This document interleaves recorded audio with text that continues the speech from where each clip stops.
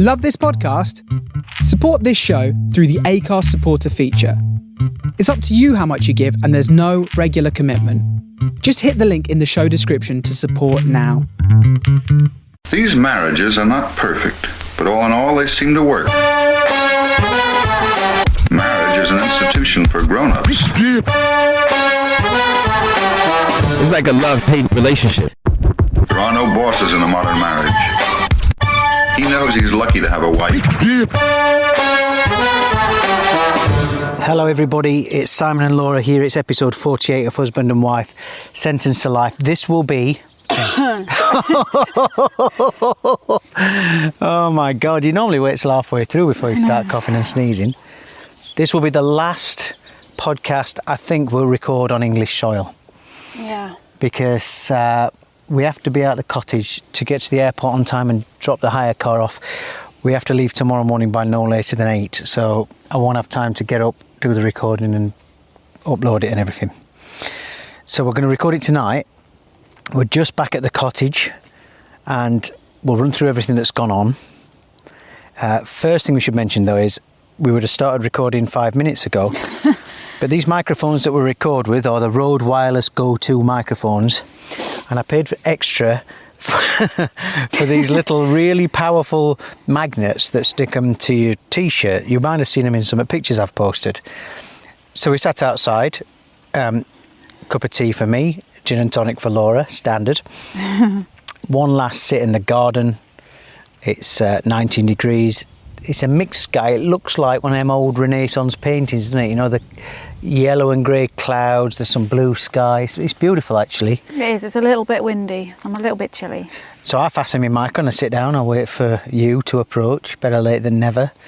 You come to fasten yours on. Where's my microphone? Where's my magnet? Magnet, sorry. So the magnet fits on the back of the little square microphone. Again, very powerful magnet. Difficult to lose. And I said, well, what did you have on this morning? It must have fell inside your clothes. No, because I had these clothes that I've got on now. Yeah. There's a well next to us with a metal grate on. And I said, well, it's not fell down the well because it'd stick to the grate. So we've had a look around. I've secretly been cursing you under my breath. I know, I can tell.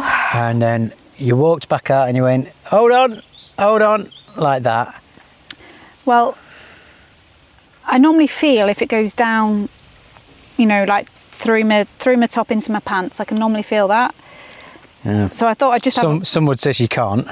Anyway, but I had a little look down my top and there it was, sat right on the right nipple. Just balance on the nipple there. Yeah. I mean, it's chilly, so... Well, the magnet's nice and warm now anyway.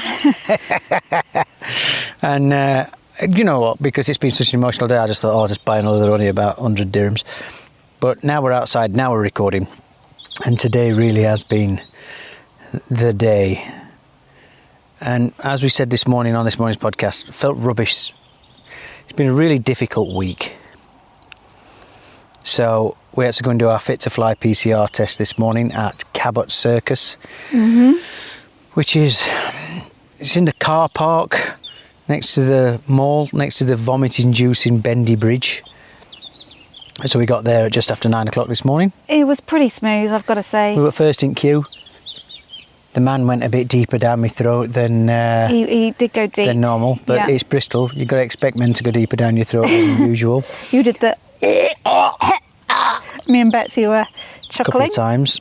Anyway, Yeah, I didn't prepare myself for it. You don't know what it feels like. Now, as we're having it done, and you're normally great with the timings, because we're flying tomorrow at 2 o'clock. And he said, yeah, your test results will be here tomorrow by 10 o'clock in the evening. And I'm like, yeah, thanks mate, wound my wind up all around you. I went, have we got this wrong? Because you're normally bang on with these things.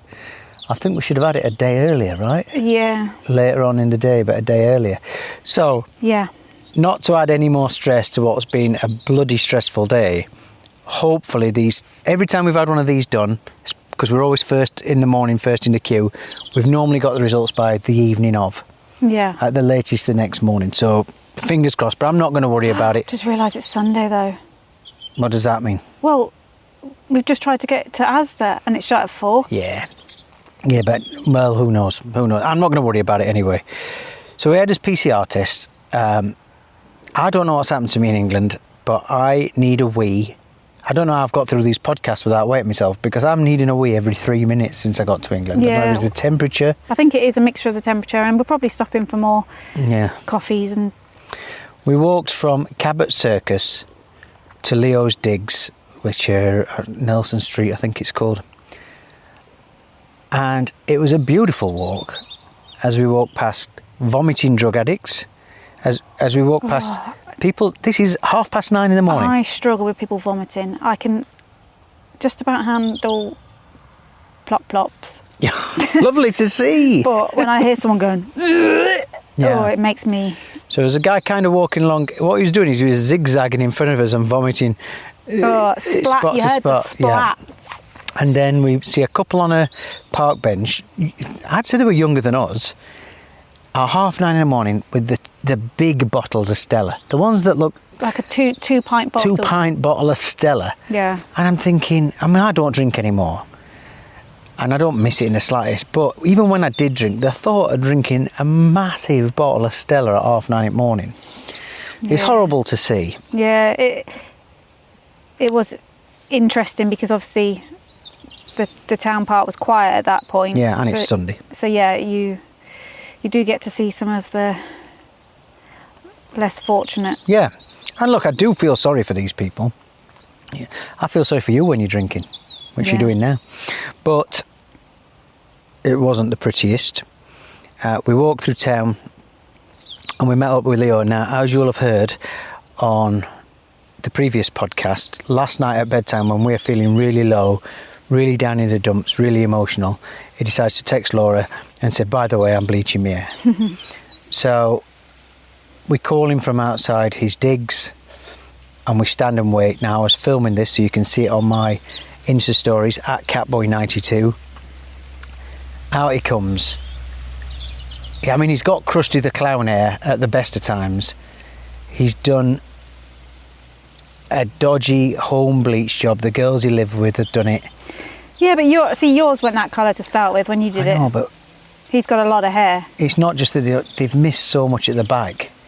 I wonder if they were drunk when they were doing it. No, he said they weren't drinking last night. Do you know what? I actually quite like it. Like, not... I said to him, once it's done properly. Yeah. And another thing you'll see on my stories, he holds something up in front of the camera. He's got black nail varnish on now. I mean, he's going the full hog, innit? He's literally just got there this weekend. He's not discovering who he is. He's gone, right, I'm here, new me, this is what I'm doing. You know what I liked today? Wore one of my t-shirts all day. Didn't he? He had my t-shirt on. So his idea of cool is dressing like me. Yeah. From 2015. Last time that shirt fit me. It's funny because I said to him, I tried to bleach your hair all through lockdown. And I said, but you wouldn't let me. But I said, is that because I was telling you to bleach your hair? Yeah. And he went, yep. Well, I almost thought, should we have been less supportive of his choice to bleach his hair? Because he never really has anything to rebel with us. I mean, you drink more than he does. I'm wilder than he'll ever be. You know, it's difficult for him to find something. I let Betsy paint my nails all the time, you know, and I'm a 50-year-old man. So I don't know what it's going to take for him to do something that's rebellious enough for me and you not to just go, oh, nice one. Because as you said, when he said he wanted to pierce his ear and get a tattoo, we were just like, hey, look, here's a tattoo parlour, let's get it done. Yeah.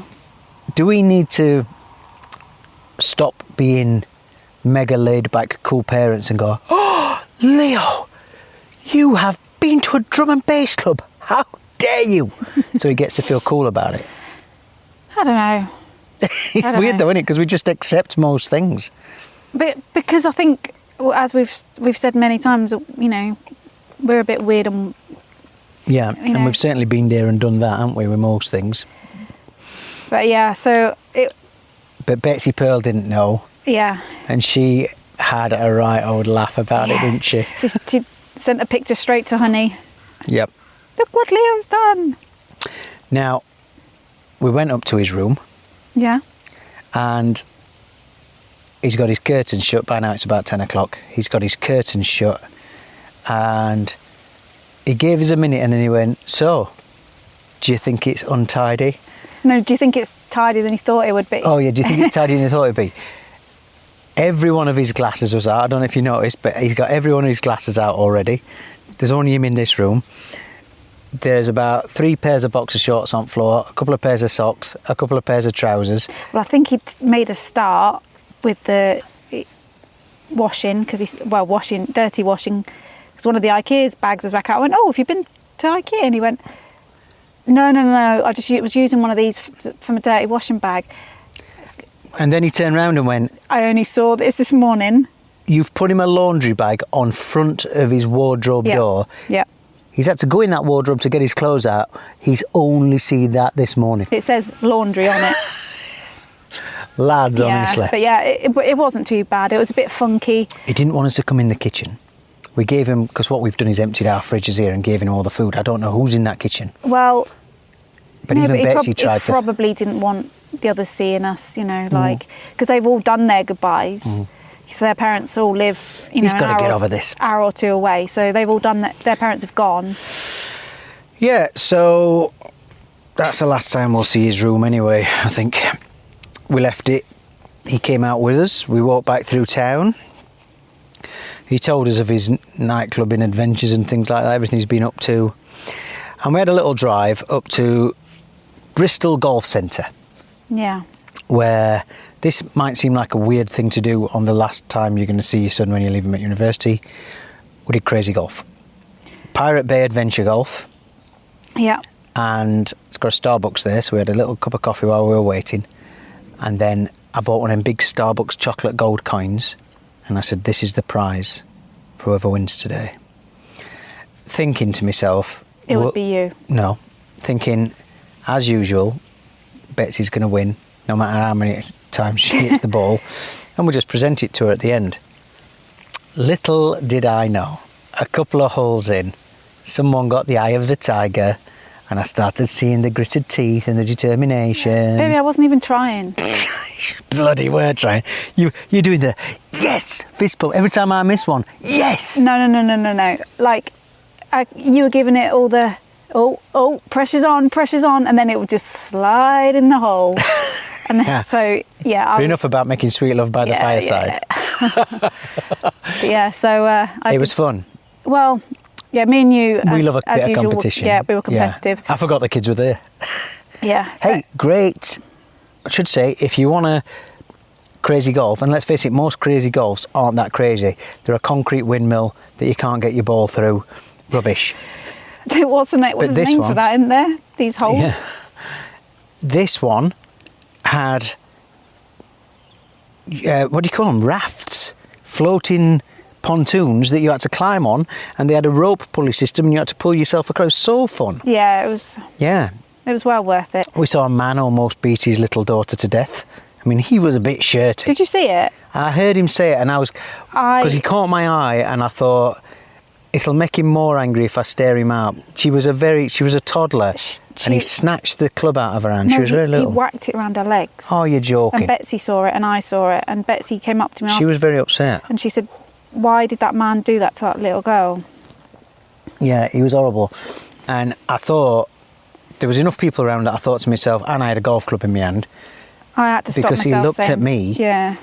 And I think that kind of calmed him, because I thought, well, if he says anything to me, there's enough blokes around who've seen what's gone on, and I would imagine that he's the one who's going to come off worst, and, But, yeah. Let's face it, whatever I'd have done in that situation, he would have then took out on his wife and daughter once he got in his car or got them back home. It was a nasty piece of work.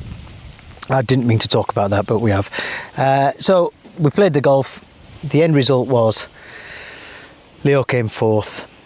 I mean, he probably came third because Betsy Poe was cheating her little teeth out, weren't she? And in the end, she was actually putting the ball in the hole with her hand, just picking it up. The wind! She'd pick it up and go, that would have gone if it weren't for wind. You and I Well, I was winning the entire time. Well, no, Shh, no. Let me No, finish no. the sentence. I was winning the entire time until about 4 holes from the end. Then you overtook me by a couple of points, a couple of shots. Till about the 9th hole. No. It was pretty even. On the 9th hole, I was on par. I was way in front of you. I've got the scorecard. We can read it out. When you say way in front of me, you were 2. I think I won more than that. No. But then you overtook me. I had a couple of bad holes. We've all been there again, Bristol. And I had to pull it back right at end. And we ended up drawing level. Well, you said we were drawing level. I still think I probably No. won, so I need to recount the scores. There was a couple of times, Laura, and I want you to be honest here. There was a couple of times when you did one where it rolled back at you and you stopped it with No. your foot. You did that 3 No, times. don't. You just said couple. Now you've gone to 3. Right. Both times, it was when it did that roll thing, and I was stood there, and it just was like an automatic reflex where I put my thing out, and but In you, proper golf, you get banned. but you had a couple where you moved it in a bit. Because Oh, hold on a minute. There's a difference between when all 3 balls are stuck together, so you set them up so Betsy can hit hers. No. When it went in the crack. Right, anyway, innuendo of golf. So we drew. There was a joint holding of the gold coin before Betsy hit it in the cart, obviously. And then, once we got back in the car, I started feeling really down because we were getting towards saying goodbye to Leo. We went up to Brandon Hill Park, which is where we went the other day. You might have saw the pictures, and Cabot Tower. It's a very difficult place to find parking nearby, but we found some. Like idiots, we parked at the bottom of the hill. Yeah. But do you know what I thought? Well, if I have an heart attack up here, at least there's enough people around to get me an ambulance. I thought that's how steep that hill is because I couldn't breathe. The squirrel whisperer failed. She couldn't lure him over today. She was following it everywhere, but yeah, Like Benny Hill, chasing squirrels Yeah. around. But Leo got to have a look at it. Now, I think by this point, he'd got that thing going on again where I sensed he wanted to move the day along a bit. Well, I think he said, when I said to him, are you okay till whatever time? And he said, yeah, I've got no plans. And he did seem fine about it. I think by then, because we'd driven around quite a while trying to find a parking space, Leo gets really travel sick He in got car cars. sick, didn't he? And he was feeling really gippy by then. And so I think, yeah, he just, and I think he was making plans to do the Trial bike ride yeah, for with his pal. which is because he starts tomorrow. Yeah.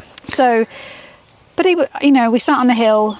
I think you took you did take. I took a few photos of you guys, and I'd started to really feel it by then, and I could feel the clock ticking and the countdown in my head.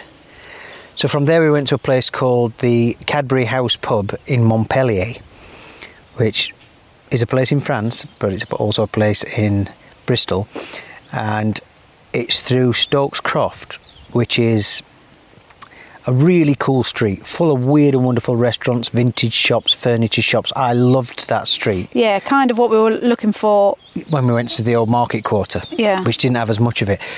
It's a street I'm really gutted we've run out of time to go for a walk on, Yeah. because I loved it. Had it been Saturday, I'd have probably parked up and gone for a walk, but it's Sunday.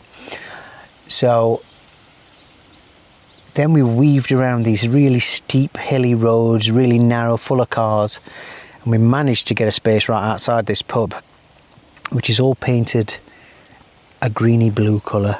Yeah, from the pictures, because we were trying to find a pub that did a vegetarian or vegan roast. Yeah. And the trouble is, when you look at these sites, they recommend, there's so many different ones, but this one had popped up a couple of times, so I said, should we just give this one a go? You looked at the menu, sounded okay, but it didn't look very attractive from the outside. But actually, it was a great little pub. It Yeah. was a spit and sawdust bar, but it was full of cool clientele, hip, yeah, kind of young clientele, decent jukebox, because they were playing good music in there. When I'd phoned up to book it, the guy had made out like, you are not going to get in today, it's going to be absolutely packed. We got there, out of the probably 40 tables in the pub and out the back garden, there were only about 6 or 7 tables taken. So we ended up sitting inside, and we had vegetarian roasts. We had a thing called was it a Ballantine? Yeah. Ballantine, which when you look it up, looks like a chicken roll with the stuffing in the middle. You know when you see chicken with stuffing going through the middle? Theirs was apricots and something else. Anyway. Apricot and sage, yeah. Apricot and sage, yeah. And it was like having stuffing wrapped in something crispy. Yeah. And when we went to order, when the waitress came to take us order, we said, oh, what is this? Is this what it is? And she said it's better than the nut roast. Yeah. But we didn't want to risk it, so we ordered one of each. Leo had the Ballantine. Anyway, what a fantastic roast. Yeah. And I was thinking, because largely been disappointed with Bristol food because we've been good at wrong places. I know there's great food here, but we've just not found the right places. That meal today was probably one of the best meals we've had here. Yeah, it was really good. The only thing I would say is on a Sunday they don't offer anything other than roast. No, there's no kids menu, so Betsy didn't have, well, she's had a cheeky McDonald's on the way home. Yeah, so we had to get her a McDonald's on the way home. But yeah, so that would be the only downside to it. But so we had that. And again, we mentioned that Leo can't go to toilet in public toilets. And Leo, whenever he eats a big meal, whether it be a curry or a roast, he has that instant needs to go to the toilet. Yeah. And as soon as he gets that, he goes a grey colour and he just can't relax. And I could see that was happening. And then he's like looking at his watch and I'm like, do you want to go? And he said, yeah. So yeah, we got back in the car, weaved through traffic, weaved back down into the city, pulled up outside. I put my double yellows on, what do you call them, your blinkers, my hazard lights, pulled off the road there just outside his building, and we got out and said goodbye to him. And we said bye, and it was very weird. Again, I think it's going to be either getting on the plane, or I think it's going to be getting back to our house in Dubai when it really hits home. I will be sobbing on that plane, I know. Yeah. I know I will. You've done all right, because it wasn't the... I didn't want to, because I could see as well for him, there were so many students walking back. And he's got that thing about, he don't get it that everyone's done the same thing.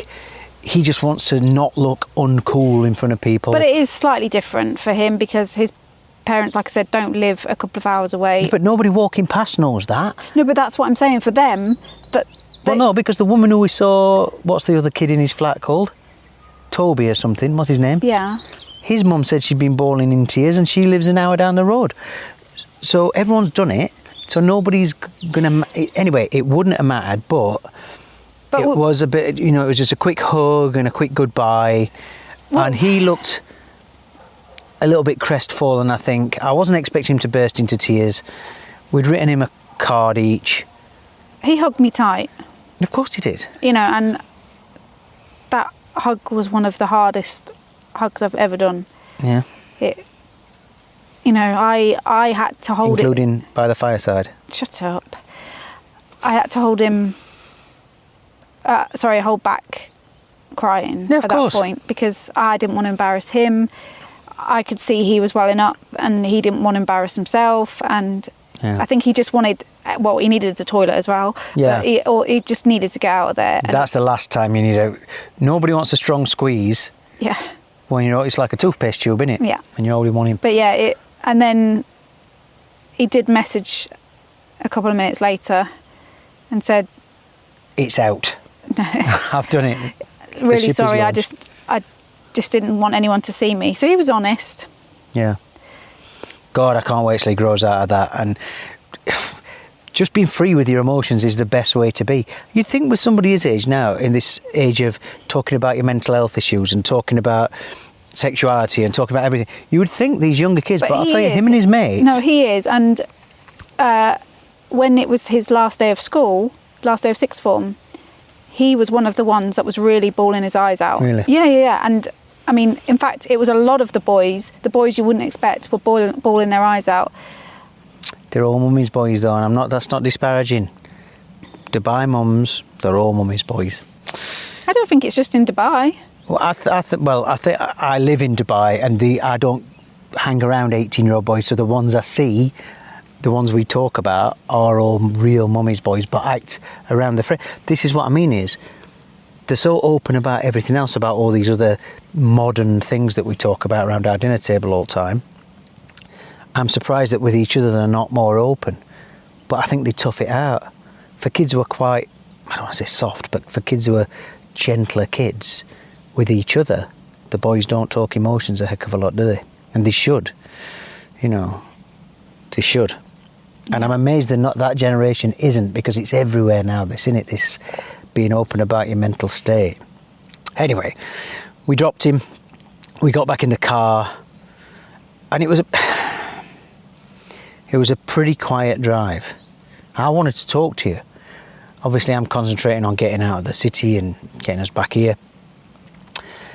You were quiet, you were looking at your phone a bit. We sobbed a little bit in the car, but not much held it together. And we've barely spoken since then. We've literally just come in and switched the mics on, haven't we? Mm-hmm. And I know you have. We've both had lovely messages from people. A lot, actually. And I can't read them properly at the minute. No, because it's understandable. I can't digest it. At the minute, I'm just so empty, and yeah. So I don't want to cry again on podcast again, because I think I've cried too much. You know, it wouldn't surprise anybody. But today has been the hardest. You knew it were going to be. Yeah. Yeah. And it feels weird now because we've come back to this beautiful cottage that we've fallen in love with, and it suddenly feels cold because by 8 o'clock tomorrow morning we're out here. We're doing that thing now where we're emptying the fridge. We're going to hoover up, we're going to tidy it all up, and this is the last time we'll sit in this garden. And I have loved sitting out here in this garden with you and watching the sun rise and the sun fall. And whilst Bristol has not been the best of times for us during this trip, yeah, I have actually loved being at this little house and having this little base, and I'm going to miss it a hell of a lot. I am mega emotional. Yeah, it's and this is the first time I've spent any amount of time in this area of the country. I've been here, but it will now. I don't know where Honey's going to go to uni. I don't know what Betsy's going to do when her time comes, but I don't forget areas. Yeah. I could come here in 30 years, God willing, and I could drive around this area without needing a map now, because it's in my head, and I'll remember all the little houses and all the strange trees, you know, and I'm not ready to go back. Do you know what I mean? Yeah. Yeah. So look, it's a weird thing that he's going to experience a place that we have only just started to get to know. And it's weird. I think I'm watching you witness this and go through this. It's weird how you've gone from being his mum to almost having to ask his permission for things. Can we come up to your room? Can we drop you this off? Can we come at this time? No, but you've never had to do that before. And I can see that you've kind of gone inwards a little bit. Yeah. Do you know what I mean? And that's a really strange thing to suddenly have to do. All I asked, I hugged him, and I told him I was going to miss him when we dropped him off, and I just said, please message your mum. You know, I'm like, it would take 2 seconds to message her on a daily basis, to send her a little message. And I told him what you've been like these last few days, and I think you said, I get back in car and said, what did you say to him? He looked really shocked. And I told him, you know, I said, she's just been crying loads. Because when he sees you, he's not seeing that. And that's, you know, fair play to you for not constantly being in floods of tears. But he needs to know, I think. So there we go, guys. We'll do one of these when we get back. And Yeah. I don't know how often, I don't know if my life or our life is interesting enough to carry on doing these on a daily basis when we get back, but we'll try and get back into the habit at least in a couple of weeks. But just keep out for them popping up, and do keep your messages coming in. And thanks to I've had messages from people who've done what we've done today and talked about how difficult it was for them. I've had people who are doing it at the moment. Yeah. I've had messages from people who've got it to come in a year, 2 years, 4 years. Yeah. And I've got people who aren't doing it but are so sympathetic towards what's happened. And I think... I know we never intended on being here. In Dubai when... I thought we'd have been home long before they finished And I've seen school. I've seen people say, now I know I need to be...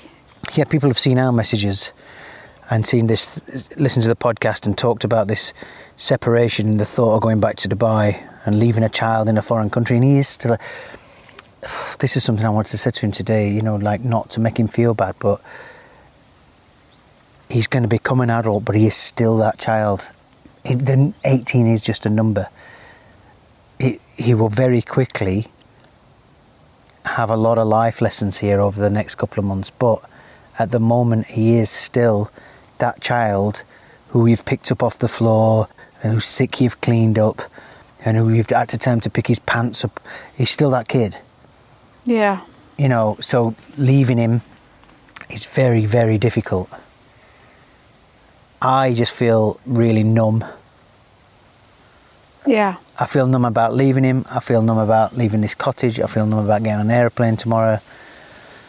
I'm looking forward to seeing Honey a lot, but I feel quite numb about getting home.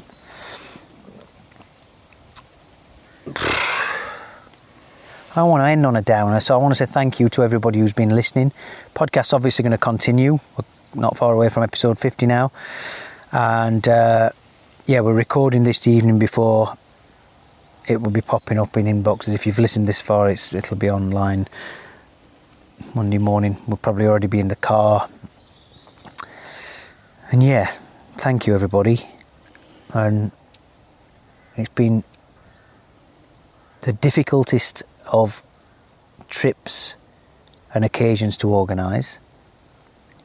It has at times been absolutely brilliant over here in all the places we've been, and absolutely awful at times. Well, when we started this, we were on amber. So we've had friends that have had to do it when we were on red. Yep. Then we were on amber and we've had to do, £1,500 worth of tests. Now, hopefully, things are a lot easier from October the 4th. So, that's all changed since we've been here. So hopefully, those kind of bits that have been really stressful for a lot of people will now, that side of it will be easier. But Just checking my email, still nothing from the PCR for the Fit to Fly test. So we might be doing, if we're doing another podcast tomorrow from Heathrow Airport, saying, well, you'll never guess what. Hotel. Yeah, you'll never guess what. We've had to pay for an extra flight. We'll let you know. So that'll do. Let's see how she ends this one. The next time I'll speak to you will be from the Middle East. See you later. Love you lots. Bye. The end.